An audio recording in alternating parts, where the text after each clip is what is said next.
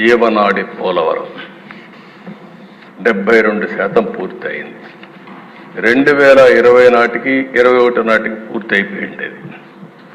ఆ దశ కావాలని కాంట్రాక్ట్ను మార్చడం, అదే మరి ఆఫీసర్లు మార్చడం, రివర్స్ టెండరింగ్ పెట్టడం, కడాన అతి ముఖ్యమైన జీవనాడైనటువంటి ఈ పోలవరాన్ని గోదావరిలో కలిపేయడం.